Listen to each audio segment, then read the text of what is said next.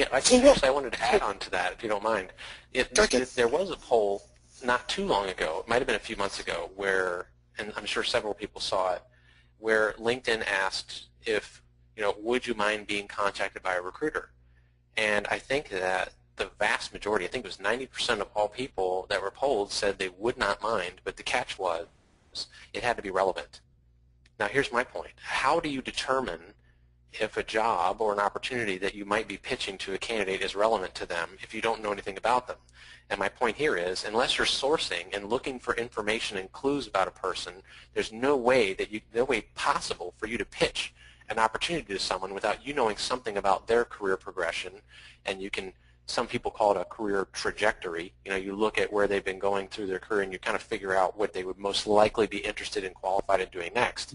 Well, unless you have a LinkedIn profile or resume or some deep information about them, you'll never be able to figure out what they might be interested in just based on a name. And certainly it doesn't work if you post a job, because the job just hangs out there. It's like setting a trap. Yeah, totally agree. That's a real challenge, I think, for recruiters. If you're going to go out and source passive candidates, you really need to be able to present stuff to them that's compelling and relevant. So yeah, a real challenge. Totally agree. So what we want to do is run another quick poll, and you should see it up on your screen now. So we want you to list the top 3 challenges that you guys are facing in terms of sourcing candidates out of that pick list. So if you take 15 seconds to do that, that would be fantastic.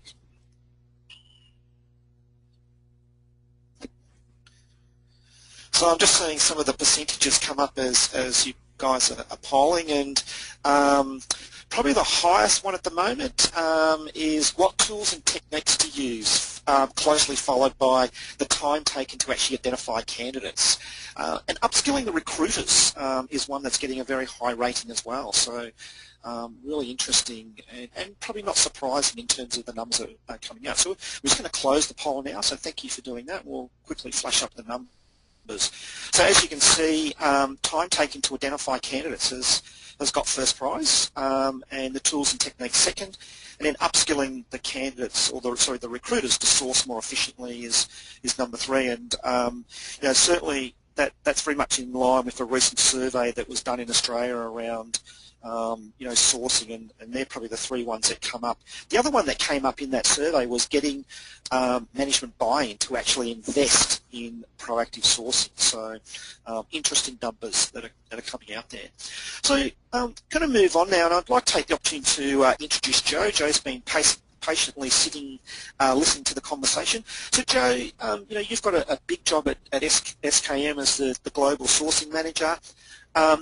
What are some of the challenges, in your role that you're actually facing around, sourcing the really critical talent for your organisation? SKM, as you know, Martin, and most people probably don't know, are a global design and delivery company. So we work mainly in the engineering consultancy sector and predominantly with the mining industry. So we're dealing in a market that's extremely skill short at the moment and very competitive. And what we've found in the 5 years of our resourcing function is that the traditional sourcing channels that we have been following, sort of online job boards, print media, are just not returning the candidates that we need. So we've had to become far more proactive and move our sourcing function forward in a proactive manner. And starting to approach people through LinkedIn and through referrals has also presented its challenges, in that in our sector people are getting regularly approached and regularly headhunted, and they're becoming more and more distrustful of recruiters and the opportunities that they're offering. And unless we tell them exactly what the role is and exactly who the company is, they won't talk to us or entertain a meeting at this moment in time. So we've got major issues in finding the candidates, qualifying the candidates, and then also ensuring that they fit with an engineering culture and really become onboarded and function successfully within the organisation.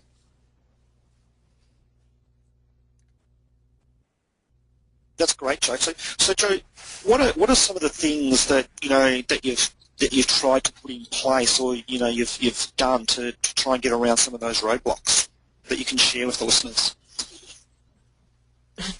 we've really had to take both our recruitment function and our management on a journey and take them away from being reactive to roles and move them into being proactive in the recruitment process and starting to look at strategic recruitment, not just what do we need now, but what do we need over the next 12 months within our business, and starting to identify common trends, common themes, the directions that our clients are going in, the directions that the business wants to go in, and then start to look at how we proactively form talent pools that are relevant to our business and also that we can report and are searchable continuously to our business. So we've really had to start moving away from reactively posting jobs on Seek to proactively sourcing candidates and trying to be inventive in the way we find them. So one successful way we found a lot of candidates is through a very basic form of crowdsourcing, and we work very closely with the business in identifying who do they know in the markets, who have they worked with previously, and starting to pipeline and starting to talk to people through those processes, and then rolling that into using LinkedIn as media to find people and putting out on groups who knows who people might know and who might be interested in a move. But we've also had to move to a more global aspect as well. So we've moved away from just focusing our recruitment efforts on regional and national campaigns to global campaigns, and that presents issues in implications on visas, onboarding candidates, cultural issues.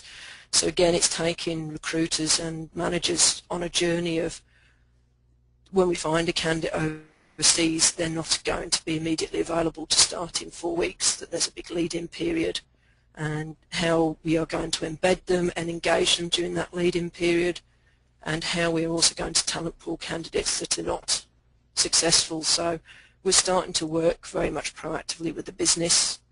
And one area that we're starting to look at very much tapping into is how do we target candidates in the US where there's a higher level of unemployment. So one of the questions I put to Glenn is, what tips can you give us as Australian recruiters in sourcing candidates out of the US? Very nice. So you want to feel that It's now? okay, Glenn. No one in the US is listening to this other than yourself. Yeah. Okay. Well, it's actually, it's interesting because although employment, the overall unemployment in the United States is close to 10%, for people, and we break it down by education, as well as many other factors. But if you look at college-educated unemployment in the United States, it's under 5% as well.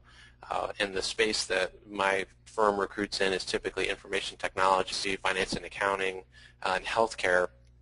We have just as many problems in many cases finding people sometimes that we can actually afford from the U.S. And we have our own challenges actually doing what you're thinking of doing as well, which is trying to find people from the outside as well. So college-educated unemployment is actually quite low, and that's one thing that we actually have to educate our clients on in the market is they see the unemployment figures, and we have to tell them, well, that's not the people you're looking for. It's not the 10% that you're seeing. In fact, some of the people that we look for, in information technology sectors, and I'm sure, Joe, in what you're looking for, unemployment can probably be under 2%, and in some healthcare instances, it's actually, and I know some people say it's not possible, but some people refer to it as negative unemployment, the fact that you have 60,000 jobs for which there are no people. So I don't really have any answers for you. Your challenge will be just as high trying to recruit from the United States as it is where you are now. Never mind, Joe. Good try. Yeah.